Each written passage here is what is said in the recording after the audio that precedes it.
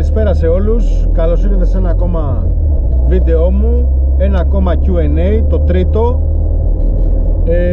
Μετά από αρκετό καιρό αποφάσισα να βγάλω το Leon, το 20β, το τετρακίνητο που έχω. Καθόταν 1,5 χρόνο και είχα καταπιαστεί με το TT, με τα δύο TT, το ένα 20β και το άλλο το DFSI, και δεν το έβγαζα το αυτοκίνητο για βόρτα. Είχα καταθέσει και πινακίδες και ήταν κρίμα πραγματικά να κάθεται, και έτσι αποφάσισα να το βγάλω μια βόλτα, να κάνω και αυτό το Q&A. Για όσους δεν έχουν ξαναπαρακολουθήσει, είναι question and answer, δηλαδή απαντάω σε ερωτήσεις που έχετε κάνει στα βίντεο που έχω φτιάξει στο παρελθόν, και τα απαντάω. Μπορείτε και εσείς κάτω στα comment να γράψετε τις δικές σας ερωτήσεις, οτιδήποτε αφορά τη βελτίωση, το αυτοκίνητό σας, και εγώ θα σας απαντήσω. Λίγα λόγια έτσι πολύ πρόχειρα για αυτό το αυτοκίνητο, για το Leon. Είναι ένα τετρακίνητο 20β Leon, είναι δίλητρο, GTX 3076 Gen 1, είναι φτιαγμένο σε όλους τους τομείς, είναι πάρα πολύ προσεγμένο αυτοκίνητο. Το έχω αρκετά χρόνια, το έχω από καινούριο, το έχω αγοράσει από καινούριο και έχει περάσει όλα τα στάδια, αλλά θα κάνω μια παρουσίαση, μια πιο εκτενή παρουσίαση στο μέλλον, και θα του κάνω και μια δυναμομέτρηση, γιατί δεν το έχω κάνει ποτέ δυναμομέτρηση και δεν ξέρω και πόσα άλογα βγάζει. Για όσους δεν με ξέρετε, είμαι ο Παύλος. Η βασική μου ενασχόληση είναι προγραμματισμός εγκεφάλων. Έχω εξειδίκευση στα 20β και στα TFSI, γιατί έχω και τέτοια αυτοκίνητα, οπότε τα φτιάχνω. Τα φτιάχνω και με τα χέρια μου, δηλαδή και μηχανολογικά, αλλά αυτό είναι πιο πολύ το κομμάτι χόμπι, δεν είναι δουλειά. Η δουλειά μου είναι καθαρά να αριθμίζω εγκεφάλους, έτσι. Λοιπόν, πάμε να αρχίσουμε με τις ερωτήσεις των μελών. Τις έχω εκτυπώσει εδώ πέρα. Λοιπόν, πάμε στην πρώτη ερώτηση, ή μάλλον σχόλιο είναι το συγκεκριμένο. Είναι από το βίντεο που είχαν βάσει drag μετρήσεις στο TFSI, το TT που έχω, και γράφει ο φίλος εδώ πέρα: τετρακίνηση, λέει, θέλει με τόσα άλογα που έχει στο μέλλον αργότερα. Λογικά εννοεί μάλλον που θέλω να το κάνω big turbo. Πάντως για το στάδιο που είσαι είναι πολύ καλό. Επίσης το σασμά σου είναι μακρύ και βγάζει χιλιόμετρα αναταχύτητα. Πάνω σε αυτό, αν θα το έκανα τετρακίνητο, ακόμα και big turbo να το κάνω το αυτοκίνητο, τετρακίνητο δεν θα το κάνω. Δηλαδή θεωρώ ότι από τη στιγμή που είναι μπροστινό, θα παραμείνει μπροστινό. Γιατί ακόμα και αν το κάνω τετρακίνητο, δεν θα πάρει αξία το αυτοκίνητο. Θα παραμένει ένα μπροστινό TT, το οποίο έχει γίνει μετατροπή σε τετρακίνητο. Αν θέλω να κάνω κάτι σε τετρακίνητο, θα το πουλήσω και θα πάρω ένα TTS. Ναι, σίγουρα θα πληρώσω πολλά παραπάνω χρήματα, ή θα πληρώσω μια αρκετά σεβαστή διαφορά, αλλά θα κρατήσει την αξία του το αυτοκίνητο, έτσι.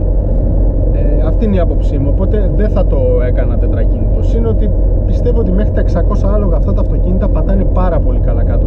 Τα βοηθάει πολύ και το σασί τους και η καρότσα τους, και το DSG, και ειδικά αν βάλεις και ένα push control με πίεση αναταχύτητα, πατάνε αξιοπρεπώς. Εντάξει, δεν είναι τετρακίνητα, δεν το συζητώ, αλλά πατάνε ωραία στο δρόμο. Αυτό. Ποτέ δεν λέω ποτέ, γιατί ξέρετε πως πάνε αυτά. Μπορεί κάποια στιγμή να δείτε τίτλο πάνω: το κάνω τετρακίνητο.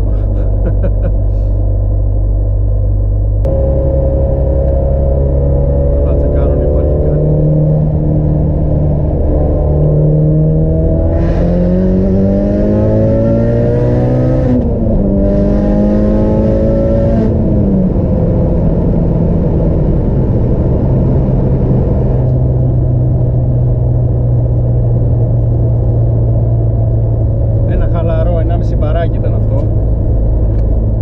Άλλωστε μετά από τόσο καιρό που κάθεται δεν θέλω να του πιω το αίμα, θέλω λίγο να το δω το αυτοκίνητο. Λοιπόν, επόμενη ερώτηση, πάλι από το ίδιο βίντεο, από το Draghi TFSI. Ρωτάει εδώ το μέλος αν τα μαμά μπέκ, ρωτάει αν τα μαμά μπέκ, λέει, δεν επαρκούν για K4. Επειδή θυμάμαι, είχα κρατήσει τα μαμά μπέκ για ένα διάστημα. Είχα βάλει δηλαδή την K4 στο TT και είχα κρατήσει τα μαμά μπέκ του μοτέρ, έτσι, BWA. Μέχρι το 1.2, 1.1 ήταν ok. Από εκεί και πέρα άρχιζε πραγματικά να τελειώνει το μπέκ, τελειώναν τα μιλισεκόντ, ξέφευγε τελείως. Οπότε μέχρι εκεί είναι τα μαμά μπέκ για K4 064 σε BWA 200 μοτέρ, έτσι, TFSI. Αυτό. Λοιπόν, επόμενο έτσι σχόλιο, μας λέει εδώ ο φίλος ότι έχει το ίδιο setup, δηλαδή K4 064 σε Α4 και λογικά με ρωτάει αν είναι, λέει, αρκετά ασφαλές στην πίεση που δουλεύει στο 1.2. Ναι, είναι αρκετά ασφαλές, ακόμα και να είναι τετρακίνητο το Α4 σου, είναι αρκετά ασφαλές.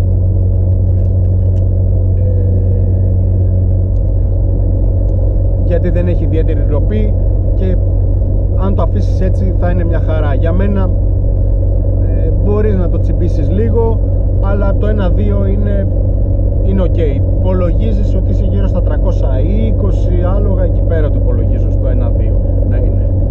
1.2 τώρα σταθερό, έτσι, δεν ξέρω τι over σηκώνεις, αλλά από τα λεγόμενά σου πάντα. Αυτό.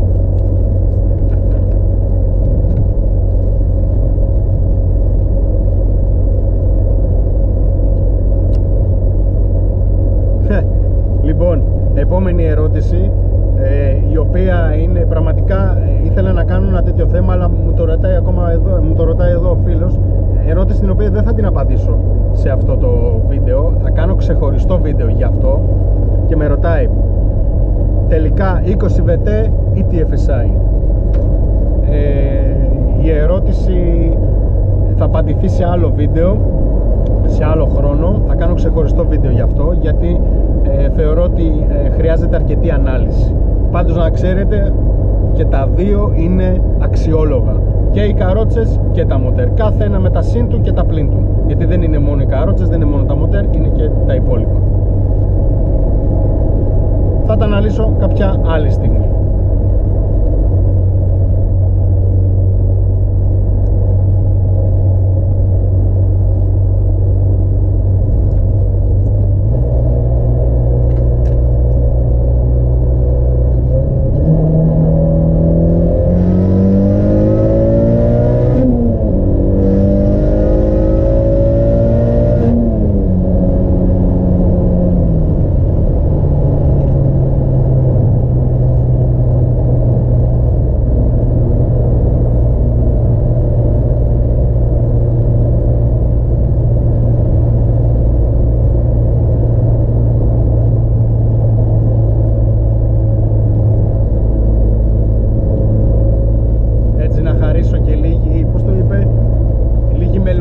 External.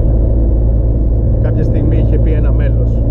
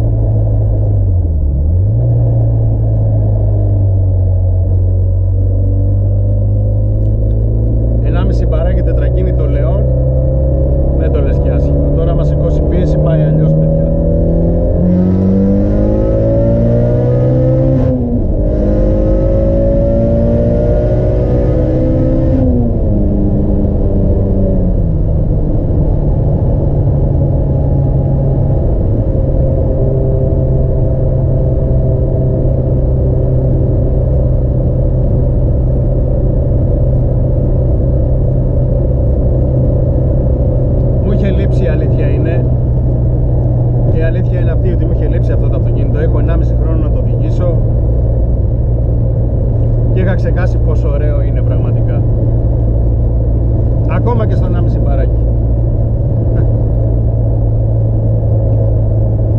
Λοιπόν, για να δούμε την επόμενη ερώτηση.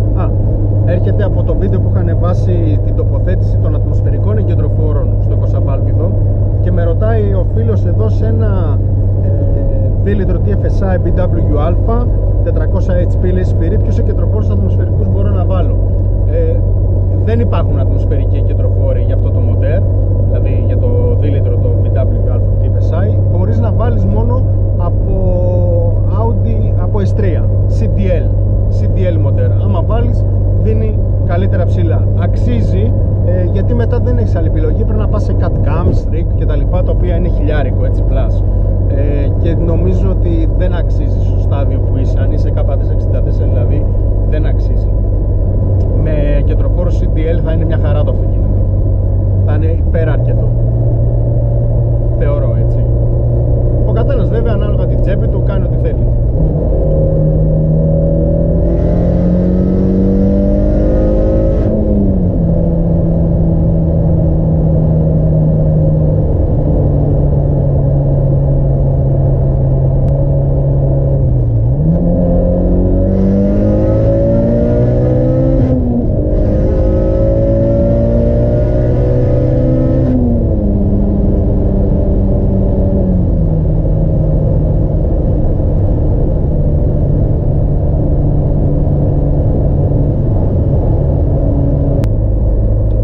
Μετά από αυτά τα πατηματάκια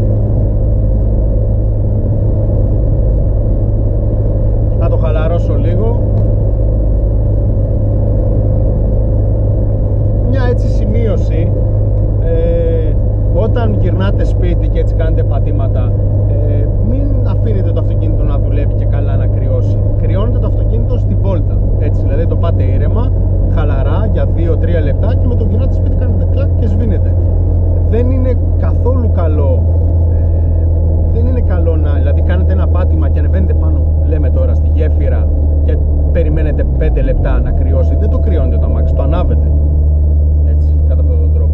Καλό είναι δηλαδή να κάνετε έτσι ένα πάνω κάτω ή να κάνετε λίγο παραπάνω χιλιόμετρα, 1-2 χιλιόμετρα και έτσι λίγο ride, λίγο πορεία, να δροσίσει, να το χτυπήσει ο αέρας μέσα το μοτέρ, να δροσιστεί, να κρυώσουν λάδια κτλ. Και μετά με το που σταματήσετε, τάκ, σβήνετε και τέλος.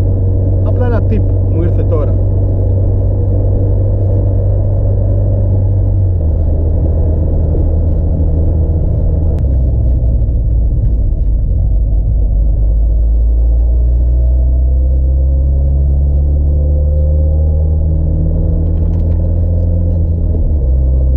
Ωραία, πάμε λοιπόν και στην επόμενη ερώτηση, ο οποίος εδώ ο φίλος μου με ρωτάει ένα TFSI με τα 240 άλογα, πόσα άλογα φτάνει safe με πρόγραμμα μόνο και ρύθμιση με εκατοστάρα? Από ό,τι καταλαβαίνω, αν μου λες για 240 άλογα TFSI, μάλλον μιλάς για Leon Cupra. Αυτά πηγαίνουν, εντάξει, K464 φοράνε, πάνε γύρω στα 300-310 άλογα σκέτα με πρόγραμμα. Γενικά, πριν βάλετε πρόγραμμα, να ελέγχετε τα αυτοκίνητα, ειδικά τα TFSI, στο σύστημα καυσίμου, δηλαδή και στην πίσω τρόμπα και στην υψηλής και στο ποτηράκι. Άποψή μου, καλό είναι να βάζετε και μια αντλία υψηλής, Autotech ας πούμε. Υπερβολή μεν, αλλά γενικά αυτά τα μοτέρ μετά από πολλά χιλιόμετρα υποφέρουν στο θέμα καύσιμο, δηλαδή αρχίζουν λίγο και την ακούνε οι τρόμπες, τα ποτηράκια, θέλουν όλα ένα έλεγχο πριν βάλεις πρόγραμμα, γιατί συνήθως πριν βάλεις πρόγραμμα όλα δουλεύουν μια χαρά και ξαφνικά με το που του βάλεις πρόγραμμα και ζητήσεις πίεση, καύσιμο κτλ και ζορίζεις το αυτοκίνητο, αρχίζουν και βγαίνουν τα προβλήματα. Πολλαπλασιαστές, μπορεί να αρχίσει να καίει, αν δεν έχει αλλάξει ποτέ και έχει τους εργοστασιακούς, τα μπουζί πρέπει να είναι ένα κλικ πιο ψυχρά. Γενικά πρέπει να γίνει ένα check στο αυτοκίνητο πριν βάλεις πρόγραμμα. Μιλάω γενικά, δεν μιλάω μόνο για το συγκεκριμένο TFSI, μιλάω γενικά για τα TFSI και γενικά για τα αυτοκίνητα, ακόμα και τα απλά, τα diesel, οτιδήποτε. Αν έχουν δηλαδή σφάλματα, βάζεις δηλαδή διαγνωστικό αυτοκινητικό και βγάζει σφάλματα, μαντέψτε ότι αν βάλετε πρόγραμμα σίγουρα θα χειροτερέψει η κατάσταση. Λοιπόν, αυτό. Και πάμε στην επόμενη ερώτηση και τελευταία. Με ρωτάει εδώ ο φίλος,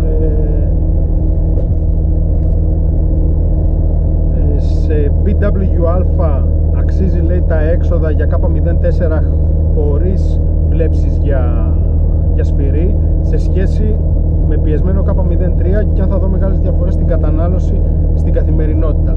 Στην ουσία με ρωτάει αν αξίζει να βάλει K4 64 ή αν αξίζει δηλαδή το κόστος ή να κάνει την K3 να την πάει τέρμα. Άποψή μου, να βάλεις K0464 ασυζητητή. Γιατί την K03 πόσα χιλιόμετρα να έχει? Δεν θα έχει 100.000. Αν έχει πολλά χιλιόμετρα, μάντεψε τι θα γίνει αν την πιέσεις και της βάλεις και ένα Westgate σκληρό. Κάποια στιγμή θα παραδώσει. Θα χρειαστείς τρόμπα Autotech, γιατί γενικά αν πατάς από χαμηλά μπορεί να μην του φτάνει το κάψιμο, γιατί θα ζητήσεις πολύ πίεση. Για μένα αξίζει να βάλεις K04. Τι μπορείς να κάνεις, έτσι? Μπορείς να το κάνεις, δηλαδή να βάλεις τρόμπα Autotech, να βάλεις μπρουτζάκι, να βάλεις εξάτμιση, να βάλεις intercooler, να βάλεις όλα αυτά, να αφήσεις την K03 και τα Mama Beck, να το πας τέρμα και ό,τι βγάλει, και όταν το βαρεθείς ή βγάλει πρόβλημα να βάλεις K04 και Beck S3 ή Opel. Το πιο φθηνό είναι να βάλεις Beck S3, όχι Opel. Opel είναι πιο ακριβά. Με τα S3 θα είσαι μια χαρά. Αυτό πιστεύω. Τώρα θέμα κατανάλωσης, άμα πηγαίνεις ήρεμα, είτε έχεις K03 είτε έχεις K464, το ίδιο θα καίει το αυτοκίνητο. Μην νομίζεις ότι θα έχει κάποια τρελή διαφορά. Και στο πάτημα πάλι δεν θα έχει τρομερή διαφορά. Εντάξει, σίγουρα θα καίει λίγο παραπάνω, αλλά θα έχεις και παραπάνω άλογα. Ένα ακόμα καλό με την K464 είναι ότι σκέψου να τη δουλέψεις, ας πούμε, ένα 2, ένα 1 και θα βγάλει ό,τι βγάζει η K3 τραβηγμένη από τα αυτιά. Έτσι, για μένα ασυζητηθεί K0464 και μένεις, εννοείται, stock motor μέχρι ένα 4, ένα 5 πίεση, μην το πιέσεις παραπάνω. Μπορείς, αντέχουνε, λέγεται εντός εισαγωγικών, αλλά καλό είναι να είσαι στη safe πλευρά και όχι στην επικίνδυνη πλευρά. Αυτό. Λοιπόν, αυτά ήταν τα Q&A για αυτό το επεισόδιο. Γράψτε κάτω στα σχόλια ό,τι ερώτηση θέλετε να κάνετε, ό,τι θέλετε να με ρωτήσετε, είτε αφορά το αυτοκίνητό σας, είτε αφορά γενικά τη βελτίωση. Θα χαρώ να απαντήσω. Λοιπόν, ευχαριστώ με παρακολουθήσατε. Να είστε όλοι καλά, να προσέχετε, να φοράτε πάντα ζώνη και κράνος και να θυμάστε, μόνο VAG.